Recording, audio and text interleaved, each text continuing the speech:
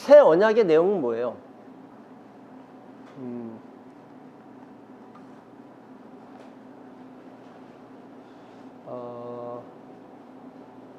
자, 오늘은 또 생각보다 이게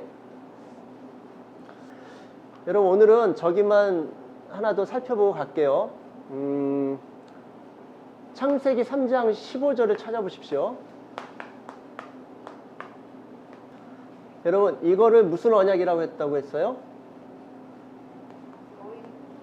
예, 여자 또는 여인 후손의 언약이라고 했습니다. 이 언약의 내용이 뭐였었어요? 여자의 후손과 너의 후손을 주라. 거기에 뱀의 후손이죠.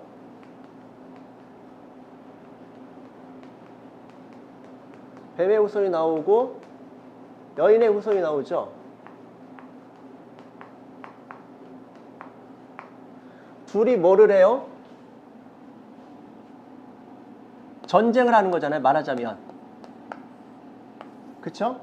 전쟁을 했는데 어떻게 돼요? 그 전쟁의 결과가 여자의 후손이 뱀의 머리를 상하게 해요. 네, 뱀의 후손은 머리, 정수리라고 표현하죠. 여인의 후손은 발꿈치라고 그러죠. 그래서 이거를 볼 때는 결국 싸움에서 누가 진다라는 얘기예요. 누가 이겨요? 여인의 후손이 이긴다라고 일반적으로 우리가 그렇게 알고 있고 인정하고 있죠. 뭐 그거는 다른 각도로 볼 필요가 있거나 이유가 없어요. 그렇게 볼 수 있습니다. 근데 하나님께서 이 언약을 왜 주세요? 하나님께서 이 언약을 왜 주시죠? 결과를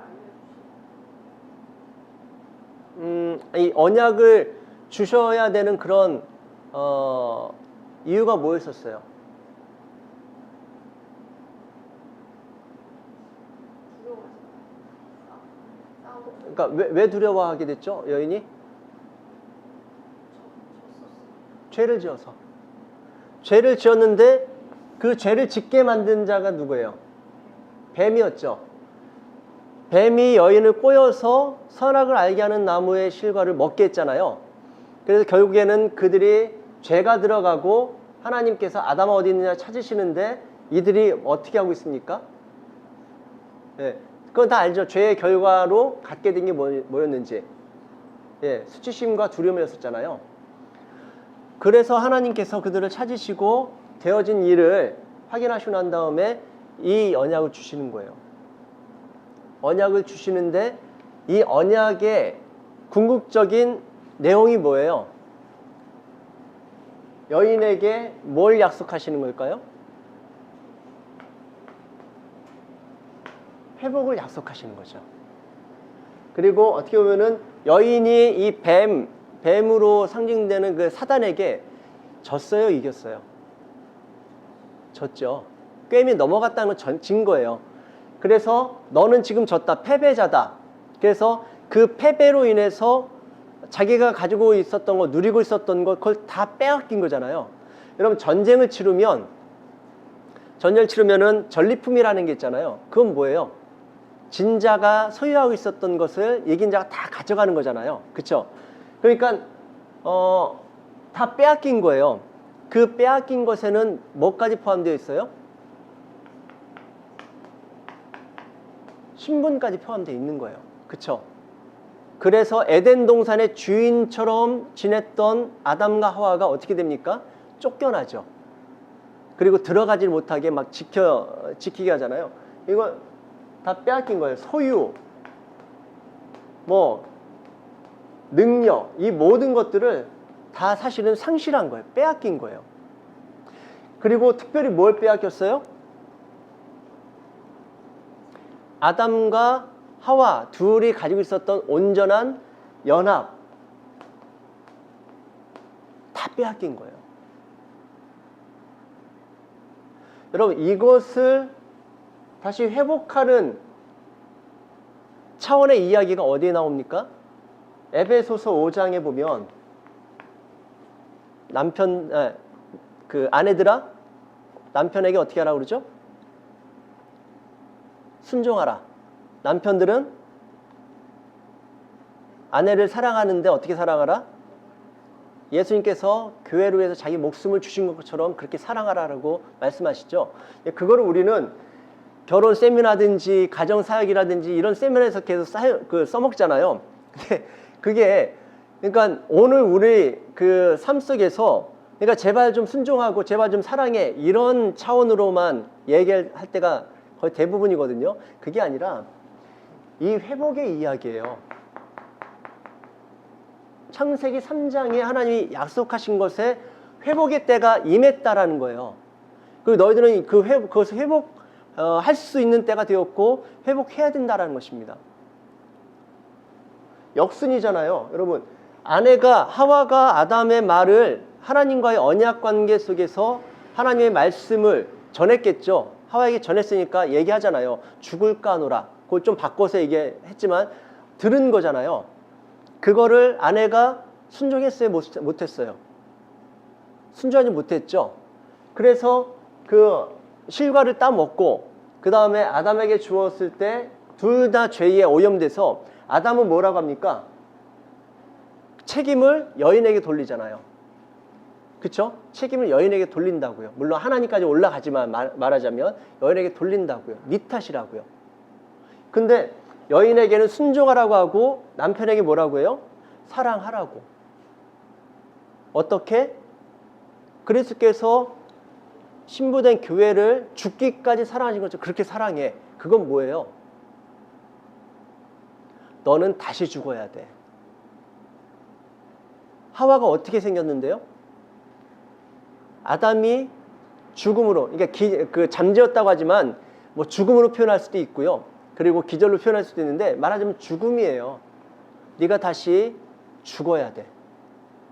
네가 죽음으로 다시 끄집어내서 재창조된 그 아내.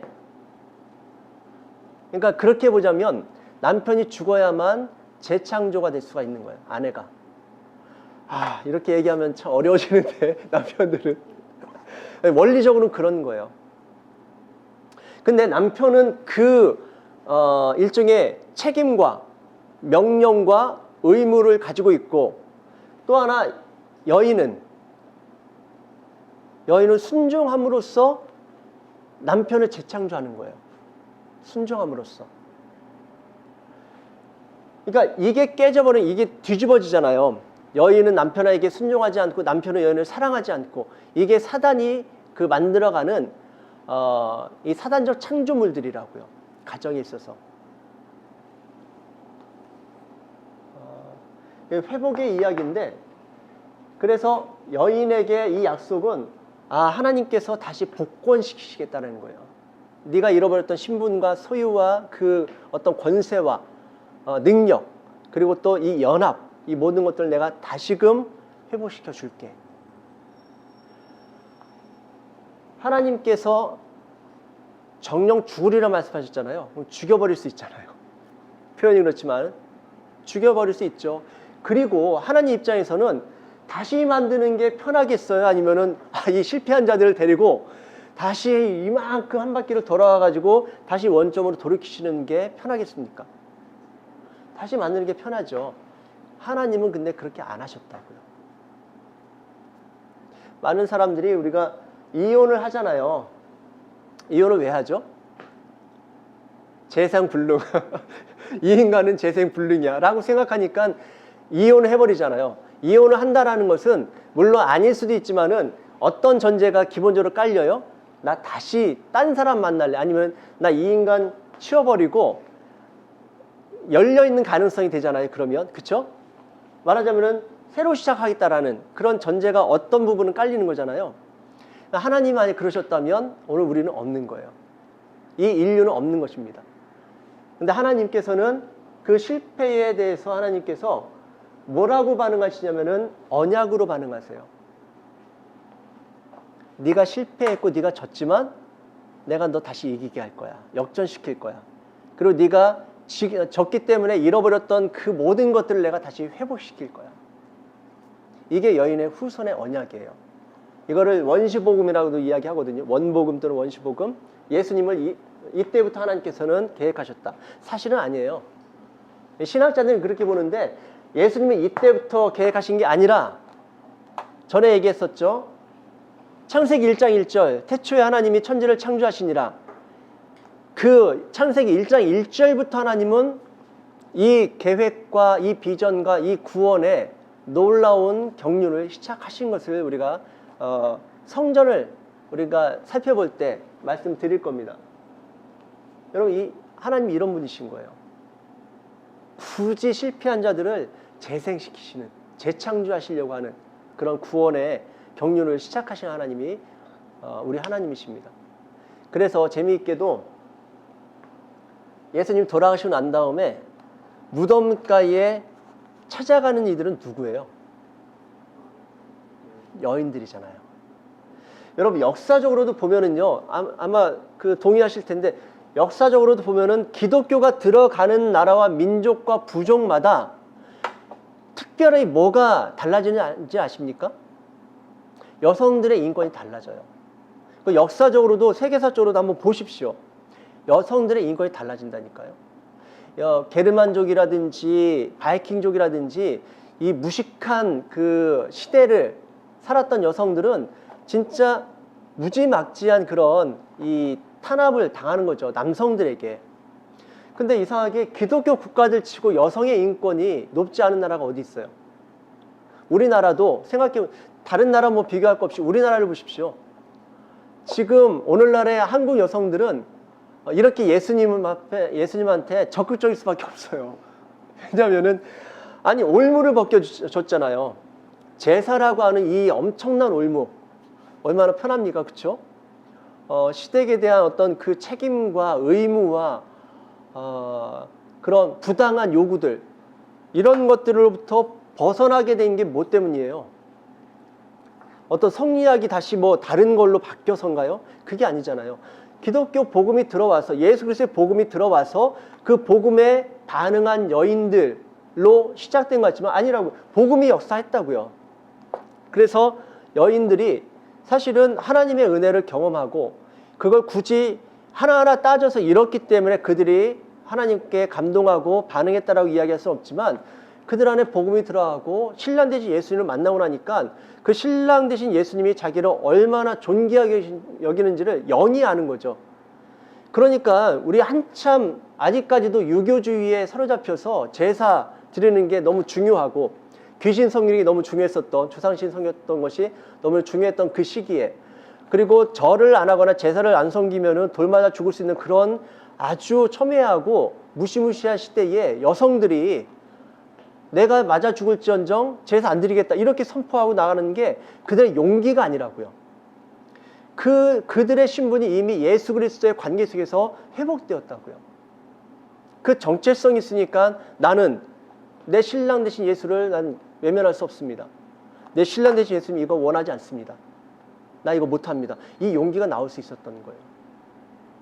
그것 때문에 오늘날 많은 여성들이 크리스찬 여성이든 아니든 제사가 이 땅에서 많이 사라졌잖아요. 여러분, 그게 창세기 3장 15절에 성취라고요. 우리가 그 성취를 보고 있는 거라고요. 교회 여성들이 많은 이유를 좀 알겠죠.